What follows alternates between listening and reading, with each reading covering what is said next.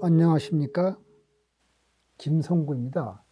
오늘은 무엇이 불교인가, 그리고 무엇이 불교가 아닌가에 대한 시리즈 강의 제1부 가운데 8번째 강의를 시작하겠습니다. 제목은 오욕락과 오욕인데 무슨 뜻이냐면은 제1강에서 제가 말씀드리기를 생명이 무엇인가를 정의하는 것이 어렵긴 하지만 불교에서는 느낌을 가진 존재를 생명이라고 정의한다고 했습니다. 그러면 느낌을 가진 존재는 좋은 느낌을 가지려고 노력할 것입니다. 사람의 경우에는 안, 이, 비설, 신 5가지 오간에서 즐거운 걸 찾기 때문에 그걸 오욕락이라 그러고 그것을 찾고자 하는 욕망을 오욕이라 하는 그런 뜻입니다. 그런데 과연 오욕락에 충족되면 인간은 행복할까? 이런 문제를 가지고 생각해 보기로 하겠습니다. 박테리아와 같은 미생물에게도 느낌이 있는지는 알 수 없지만 박테리아도 자기 생존에 유리한 쪽을 택하고 불리한 쪽을 피합니다. 유정으로서의 생명체는 느낌에 지배받는 존재들이라고 말할 수 있습니다. 그런 뜻에서 감각적 쾌락에 대한 욕망이 이끄는 방향으로 행동하기 때문입니다. 그러니까 생존에 유리한 쪽은 좋은 느낌을 갖게 되고 생존에 불리한 환경이 되면 거기에 대해서는 좋지 않은 느낌을 갖게 되니까 그렇게 되는 거죠. 불교에서는 인간이 육체적으로 느끼는 감각적 즐거움을 오욕락이라 하는데 사람도 윤회를 믿지 않고 한 번이 삶으로 끝난다고 믿는다면 아마 대부분의 사람들은 오욕락을 충족시키는 쪽으로 행동할 겁니다. 왜냐하면 죽으면 끝이니까요. 그럼 살아있는 동안 뭐냐? 눈으로 보기에 좋은 거, 귀로 듣기에 좋은 거, 맛있는 거 이런 거 찾으려고 그러겠죠. 오욕락은 부처님의 설법에 의하면 눈, 귀, 코, 혀, 몸 이 5가지 감각 기관을 통해 얻는 즐거움입니다. 그러니까 좋은 감촉과 맛이 좋은 거, 좋은 냄새 이런 걸 찾는 거죠. 그러니까 초기 부처님의 설법에서는 오욕은 오욕락에 대한 욕망을 뜻하지만 후대 하엄 사상에서는 재물욕, 색욕, 식욕, 명예욕, 숙명을 뜻했습니다. 그런데 이렇게 5가지를 하더라도 이게 결국 오욕과 관계가 있죠. 뿐만 아니라 부처님은 범부들에게는 오욕락이 바로 이 세상이고 오욕락이 고통과 두려움과 동의라고 설했습니다. 그러니까 생명체에게 오욕락이 무슨 의미를 갖는지 생물학적으로 고찰하고 부처님의 설법과 비교해 보기로 하겠습니다.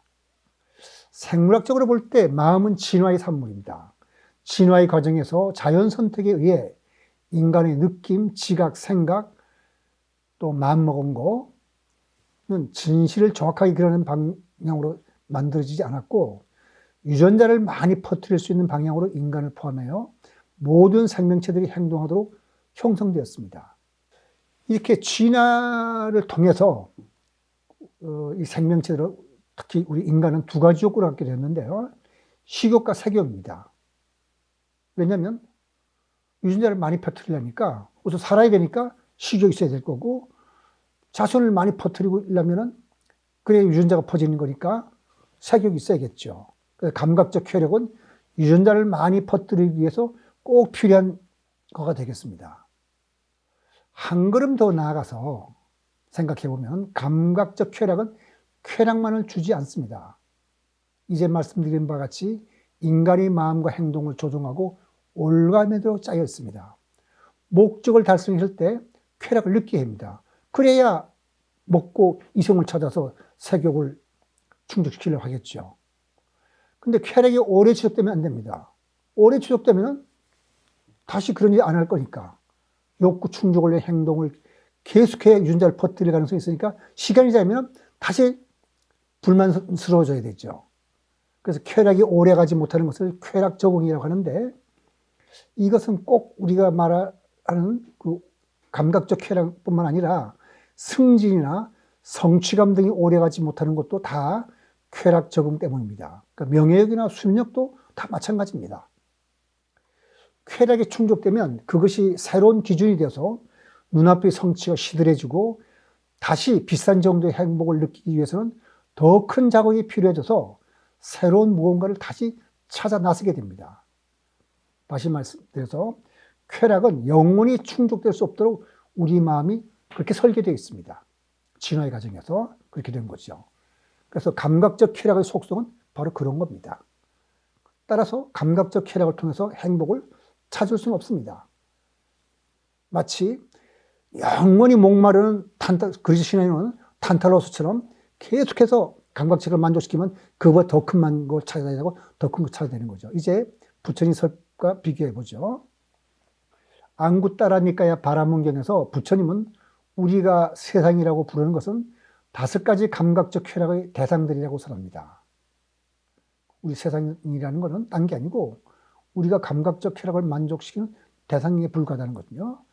이렇게 설법하십니다. 바라문들이요, 5가닥의 감각적 욕망을 성자의 계율에서는 세상이라고 말합니다. 그러니까 성자들이 볼 때는 그렇다는 거죠. 무엇이 5인가? 그것은 오욕락의 대상들이다. 눈으로 보기에 좋은 빛과 모양, 듣기 좋은 소리, 향기, 맛, 감촉들이다. 이것이 바로 오욕락의 대상들로서 이 세상을 이룬다는 뜻입니다. 그리고 쌍유따니까야 어불경에서 부처님이 이렇게 설합니다. 부처님은 6가지 감각기관으로 보는 세계는 유의적으로 형성되고 유의적으로 의도된 것으로서 과거의 업이라고 알아야 하고 또 그렇게 보아야 하는 것이라고 설하십니다. 유의란 건 뭐냐면 조작된 세계입니다. 그러니까 우리 마음이 조작된 거죠. 그릇된 욕망이나 이런 걸 만들어내는 것으로서. 그러니까 범부가 보는 세상은 바로 우리 업이 만든 프로그램에서 조작된 세계라는 뜻입니다. 그래서 희생되는 개성에 보면 쌍유따니까야 희생되는 것에 대한 경험을 보면 유의로 조작하기 때문에 행이라고 한다. 행은 보통 우리가 오온에서 말할 때 그 느낌과 지각을 제외한 나머지 심리작용 전체를 우리가 행위라고 보는데 그런 심작용에 의해서 어떤 조작된 세계를 만든다는 거죠. 그리고 오욕락이 바로 고통이요 족쇄라고 부처님은 설합니다. 부처님은 안구따라니까야 6번째 두려움의 경에서 감각적 쾌락의 욕망을 가리켜서 공포, 고통, 질병, 종기, 족쇄, 수렁과 동의라고 설합니다. 그리고 이어서 그 이유를 설하는데 이렇게 설합니다. 비구들이요. 그러면 왜 공포, 고통, 질병, 종기, 족쇄, 수렁이라는 것이 감각적 쾌락의 욕망들과 동의어인가? 여기서 수렁은 우리를 묶어두는 어떤 함정과 같은 거죠. 그릇된 욕망에 빠뜨리는. 그러니까 비구들이요. 감각적 쾌락의 욕망에 빠지고 탐욕을 즐기는 자는 감각적 쾌락의 욕망과 탐욕에 묶여 현세의 공포, 고통, 질병, 종기, 족쇄, 수렁에서 벗어날 수 없고 내생의 공포, 고통, 질병, 종기, 족쇄, 수렁에서 벗어날 수 없다. 그러므로 공포, 고통, 질병, 종기, 족쇄, 수렁이라는 것은 감각적 쾌락의 욕망들과 동의어이다. 한번 감각적 쾌락을 찾기 시작하면 계속해서 그걸 찾아서 나가게 되기 때문에 이런 수렁에 빠진다는 그런 뜻이죠. 사실 우리가 생각해 보면 그렇지요. 우리가 살아갈 때 정도의 차이는 있지만은 이렇게 자기가 찾는 감각적 쾌락을 찾아서 헤어나지 못하는 경우를 여러분들도 한 번씩은 다 경험했을 겁니다. 공포, 고통, 질병, 종기, 족쇄, 수령 이것들이야말로 중생들이 집착하는 감각적 욕망을 일컫나니 여기에 중생들은 집착한다네. 생사로 이끄는 집착에서 두려움을 보는 자는 집착하지 않고 생사가 멸실한 열반을 보고 해탈하니 안온함을 얻은 그들은 행복하고 지금 여기에서 열반을 얻네. 모든 원함과 두려움을 건넜고 윤회의 모든 고통을 벗어났다네. 그러니까 우리가 현세 삶에서 남과 싸워 이기고 감각적 쾌락을 찾는 사람들은 결국 고통에서 벗어나지 못하지만은 마음이 편안해지고 마음이 맑은 사람들은 그것들이 고통인 줄 알고 그릇된 욕망에서 벗어났기 때문에 모든 원한과 두려움을 건너서 윤회의 고통을 벗어난다. 이런 뜻이죠. 그러니까 생물학적으로 볼 때 생명체가 자손을 퍼뜨리기 위해 색욕과 식욕의 지배를 받는다는 것은 참으로 올바른 관찰입니다. 그렇다면 생명체의 삶에는 진정한 의미에서의 자유는 없다고 볼 수 있습니다.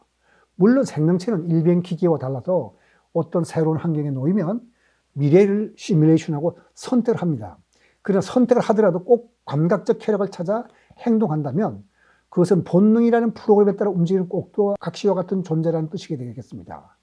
이런 뜻에서 모든 생명체는 매트릭스에 갇힌 존재라고 할 수 있습니다. 생물학적 본능을 업으로 해석하면 생물학적 관찰 내용과 오용락이 바로 세상이라는 부처님의 설법 사이에는 별다른 차이가 없습니다. 차이가 있다면 불교는 중생의 감각적 쾌락에 대한 욕망 때문에 끊임없이 나고 죽는 윤회의 수레바퀴에서 벗어나지 못한다고 설하는 것이 생물학에서 설명한 것과 다를 뿐입니다. 생물학에서는 뭐 인간이 끝없이 나고 죽는 윤회의 수레바퀴에서 벗어나지 못한다고는 말하지 않죠. 그러니까 인간은 본능에 따라 움직이는 다른 동물과는 달리 이성적 사유하고 감각적 쾌락에 대해 어느 정도 절제를 한다고 생각할 수 있습니다. 그러나 이제 살펴보겠지만 그것이 그렇게 쉽지 않습니다. 부처님의 제자 중에서 마가섭은 굉장히 도가 높은 사람인데 이분이 어떤 일을 했는지 이제 한번 살펴보기로 하겠습니다.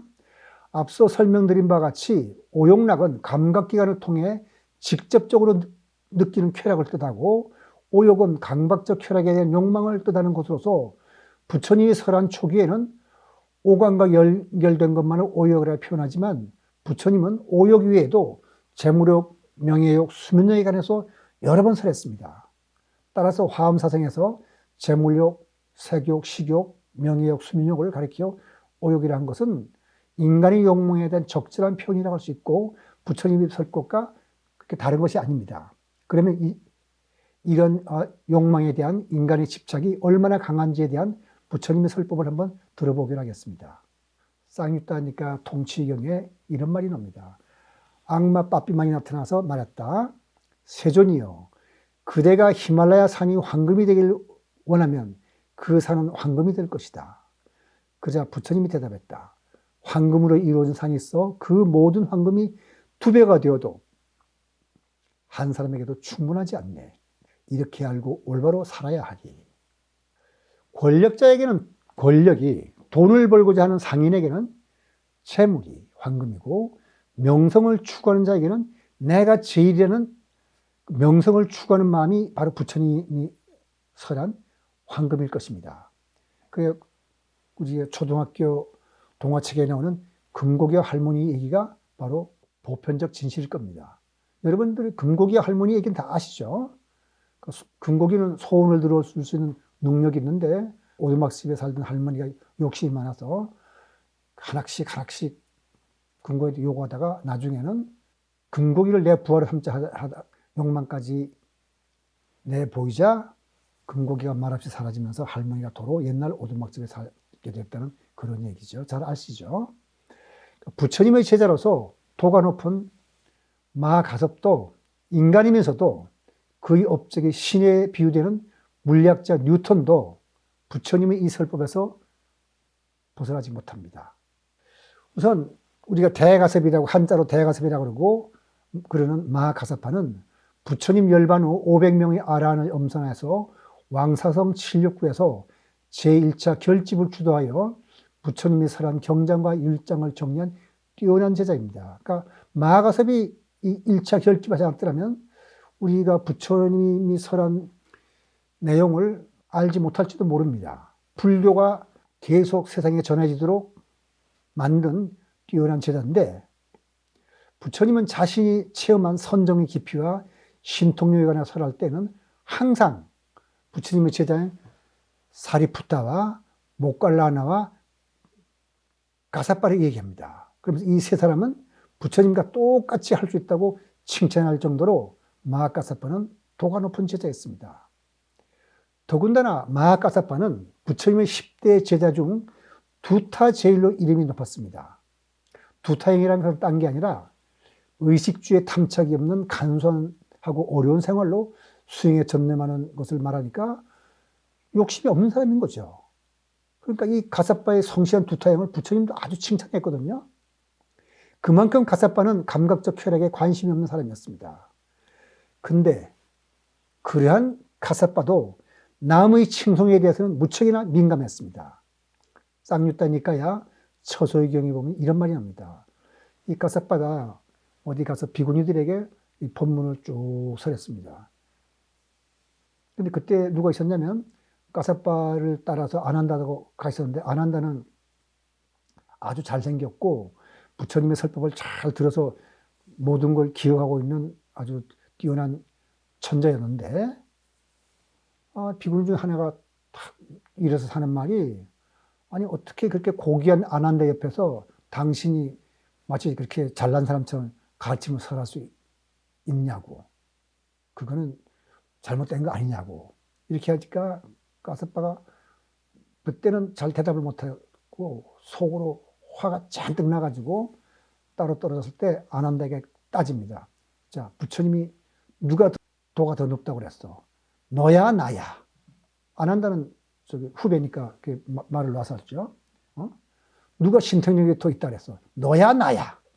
모든 면에서 너야 나야 이러면서 아난다한테 화풀이를 합니다. 물론 부처님은 까사빠가 더 도가 높다고 그랬지 아난다가 높다는 말씀은 하지 않았습니다. 그렇게 해서 까사빠도 명예욕은 정말 끝까지 놓치기 어려웠던 모양입니다. 물론 나중에는 명예욕을 낳았기 때문에 대가섭이 됐지만은 어쨌든 명예든 무엇이든 오욕의 근본은 애입니다. 그걸 사랑하는 거. 근데 애는 활성이므로 애가 없으니 우리는 도도 못 닦아요. 애는 있어야 됩니다. 활성이기 때문에. 그래서 욕망의 근본이 잘못된 것은 압니다.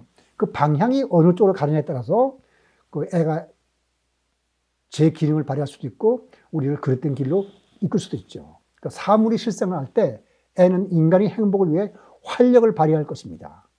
까사빠는 한때 명예를 탐냈지만 진리를 사랑하는 수행자로서 올바른 길로 애를 썼기 때문에 깊은 진리를 터득하고 오욕에서 벗어났습니다. 그러나 진리를 모르는 사람은 오욕로에 끌려 진실을 보지 못하고 허망한 꿈을 쫓을 겁니다. 우리는 그러한 예를 주위에서 많이 찾아볼 수 있는데 여기서는 특별히 위대한 물리학자 뉴턴을 그 예로 들어서 설명을 드리겠습니다. 먼저 뉴턴이 어떤 사람인지 뉴턴의 업적에 대해서 사람들이 찬사를 한 걸 한번 들어보죠. 우선 아인슈타인이 뉴턴의 업적에 대해서 이렇게 찬사했습니다. 우리에게 영감을 주는 별들을 바라보라. 절대적인 생각이 느껴지는가. 모든 것들은 뉴턴의 수학을 따라 그들의 길을 말없이 가고 있구나. 이 세상 사물이 뉴턴의 법칙에 따라서 자연스럽게 운행된다는 뜻이니까 절대자의 업적과 뉴턴의 업적을 같이 본 거죠. 그리고 뉴턴이 살아있을 때 뉴턴과 동시에 사람의 알렉산더 포프라는 시인이 있었는데 이 사람도 이런 시를 씁니다. 자연, 그리고 자연을 지배하는 법칙은 어둠 속에 숨어 있었다. 그러나 신이 뉴턴이 있으라고 선언하자 모든 것은 백일하에 드러났다. 대단한 칭찬이죠. 제가 알기로 인간이 업적으로서 신의 업적과 비교를 하는 사람은 뉴턴밖에 없습니다. 그만큼 뉴턴의 업적은 대단한 거죠. 알렉산더 포프는 뉴턴과 동시에 사람이거든요. 그런데 이렇게 신의 업적과 비교되는 것만으로는 뉴턴의 명예욕을 만족시킬 수 없었던 모양입니다. 그래서 데이비드 클라크, 스티븐 클라크가 쓴 독재자 뉴턴에 이런 내용이 말이 나옵니다. 뉴턴은 물리학뿐만 아니라 과거 역사에서 가장 뛰어난 업적을 남긴 위대한 학자이지만 탐심과 진심에서 자유롭지 못했다. 그러니까 업적이라는 건 우리가 보면은 고전역학이라는 물리학을 만들었다는 것만 갖고도 대단한 업적이죠. 오늘날 뭐 양자역학이 나고 상대성이 일어났다 하지만은 기계가 돌고 로켓을 쏘고 하는 것은 전부 다 뉴턴이 고전역학으로 다 계산하는 겁니다. 대단하죠? 그다음에 그거를 또 만들기 위해서 미적분을 만들었어요. 만약 미적분만 만들었다 하더라도 수학사에서 아주 길이 빛난 이름을 남길 건데 그 미적분이라는 것을 물리학을 기술하기 위한 수단으로 자기가 만들어서 물리학을 만든 겁니다. 얼마나 대단합니까? 근데 뉴턴은 그런 것만 한 게 아니라 다른 것도 다 잘한다고 사람들 생각했어요. 어떤 일이 있었냐면은 영국의 어떤 속담을 하나 말씀드리는데 악화는 양화를 구축한다. 이런 내용입니다. 옛날 영국의 돈의 기본 단위는 실링으로서 은화였습니다. 은으로서 1실링의 그 값어치를 가진 은으로서 은이 무게가 그대로 1실링이니까 그거는 그냥 시장에 사는 1실링이나 은하나 똑같았습니다. 그런데 어떤 일이 생기냐면은 사람이 은하를 쓰다 보니까 좀 닳게 되지요. 다르면 어떻습니까? 실제로 액면 가격은 1실링이지만은 실제 은량은 좀 줄어드니까 1실링보다 좀 줄어들겠죠. 그러면 사람이라는 것은 항상 욕심이 생기니까 어차피 달아서 일신이 안 됐으면 내가 좀 잘라가져도 괜찮겠냐고 자르게 됩니다. 그러면은 이 사람은 잘라진 나머지는 일실링이라고 쓰고 잘라가진 은은 이익을 봤으니까 돈마다 그렇게 했으니까 이익을 더 보지. 자기가 이익을 보죠. 그러면 이 잘라진 돈을 본 사람은 어떻습니까? 내가 잘라진 돈은 이게 아무리 봐도 일실링이 안 되니까 내가 손해받는 것 같거든요. 그럼 나도 자르자고 또 잘라요. 그러다 보니까 나중에 은하가 전부 반쪽밖에 안 돼. 조그맣게 졌어요.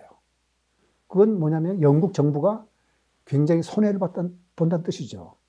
그러면 어떤 일이 생기냐면 이게 이제 그 일실링이 가치가 못 되는 돈이 악화인데 악화는 그리고 1실링짜리는 새로운 1실링짜리는 양화죠. 그러니까 악화가 양화를 구축한단 말은 악화만 돌아다니고 양화는 전부 다 사람이 호주머니에 들어가서 어떻게 되겠어요? 또 잘라갖고 악화를 만드는 거죠. 그러니까 세상에 양화는 남지 않습니다. 이걸 어떻게 막아야 될지 영국 정부에서는 골머리가 아팠습니다. 그래서 사람들 생각하기를 뉴턴은 안 보는 사람이니까 뉴턴한테 맡기면 되겠다 해서 뉴턴 보고 조폐국장을 맡았다 그랬어요. 뉴턴이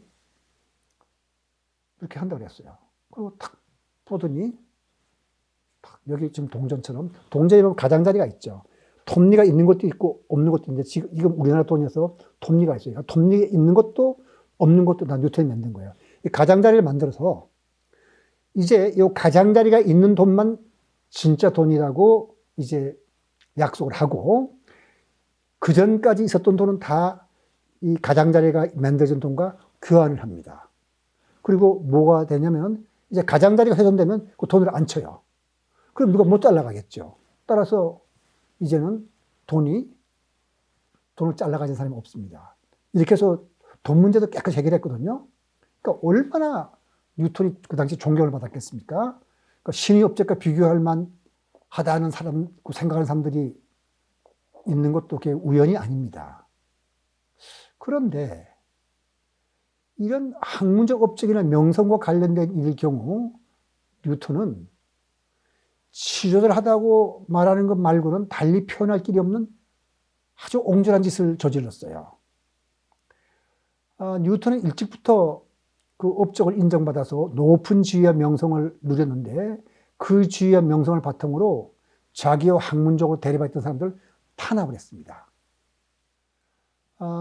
이 프렘스테드라는 사람은 그 천문학자로서 그 별들 관측하는데 대단히 뛰어난 사람으로서 초대 그린치 천문대장이 됐습니다. 근데 뉴턴이 왕립회장이 되자 자기하고 사이가 나쁘다고 해서 그 프렘스테드를 마음대로 그냥 천문대장 자체가 쫓아내고 또 왕립회 회원 자격도 박탈해버립니다. 그럴 권한이 뉴턴한테 있었던 거죠.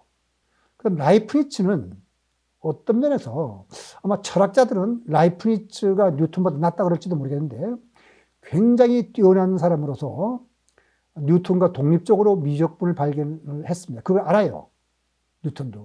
그런데 나중에 그 미적분의 공의에 대한 어떤 누가 먼저 미적분을 만들었냐 이런 공로 다툼이 하니까 뉴턴이 라이프니츠가 내 아이디어를 도용했다고 비난해가지고 사람들이 라이프니츠가 그런 사람이야? 이렇게 생각하다 보니까 아주 뉴턴의 비난으로 인해서 만년을 외롭고 우울하게 보냈습니다. 나중에 학자들이 밝혀진 바에 의하면 거의 비슷한 시기에 독립적으로 미적분을 발견한 거예요. 그리고 미적분을 배운 사람도 알겠지만 그 수학의 노테이션이 중요하거든요. 그러니까 표기하는 방법. 뉴턴이 미적분한 그 기호 같은 거는 라이프니츠가 발명한 기호에 비해서 많이 떨어집니다. 라이프니츠의 기호가 훨씬 더 쓰기가 편하거든요. 그렇게 뛰어났는데도 어쨌든 라이프니츠가 뉴턴의 비난을 받고 우울하게 만년을 보내게 됐어요. 그러니까 그리고 또 뉴턴은 물리학보다는 신학과 연금술 연구에 더 많은 시간을 보냈습니다. 그러니까 뉴턴이 물리학이나 수학이라는 게 업적을 놓고 보면 얼마나 대단한 사람인지 알겠죠. 그리고 연금술 연구도 뉴턴 욕심이 많아서 돈 보고 때문에 한 게 아니고 자연의 이치를 탐구하는 그런 마음으로, 화학을 연구하는 그런 마음으로서 연금술을 연구했던 거죠. 그 당시에는 화학이 없었으니까 그 돌 같은 데다가 뭐 여러 가지 약품을 섞어서 어떻게 변하는가를 보려고 했던 거죠. 그리고 뉴턴이 물리학과 미적분에 대한 연구를 해가지고 그걸 원고를 작성했는데 10년 동안 작성한 원고를 고양이가 태웠습니다. 근데 고양이를 나무르지 않았어요. 그 따뜻한 면이 있는 사람이죠. 그러니까 뉴턴이 유명하다 보니까 뉴턴이 기르던 고양이도 유명해졌는데 다이아몬드거든요. 고양이 이름이 다이아몬드야. 네가 내가 10년 동안 일한 걸 그냥 이렇게 제로 만들었구나 하고 이렇게 혼자서 슬퍼하던 그런 글도 있습니다. 이렇게 따뜻한 면이 있어요. 그렇지만은 명예에 대해서 이 뉴턴이 아주 탐한 걸 보면은 인격적으로 좋게 평가하더라도 보통 사람의 수준을 넘지는 못했다고 우리가 생각할 수밖에 없습니다. 그럼 이런 걸 어떻게 이해해야 될까? 신이라는 것은 그것이 기독교적인 인격신이든 불교에서 말하는 진리든 학문을 하듯이 머리로서 연구하는 것은 어떤 한계가 있음을 뉴턴이 말해준다고 볼 수 있습니다. 뉴턴은 불교에서 말하는 반야로서 뭘 깨달은 게 아니라 이성적 사회로서 신학도 했고 연금술도 했던 거죠. 그러니까 뉴턴에게는 깨달음이 없었고 반야를 몰라서 삶의 가치를 몰랐다고 할 수 있을 겁니다. 그렇다면 삶의 가치는 어디에서 어떻게 찾고 우리가 어떻게 살아야 하는 걸까? 이런 문제를 우리가 생각해 봐야 되겠거든요. 다음 구강에서는 이 문제에 대해서 생각해 보기로 하겠습니다. 오늘 강의 여기서 마치도록 하겠습니다.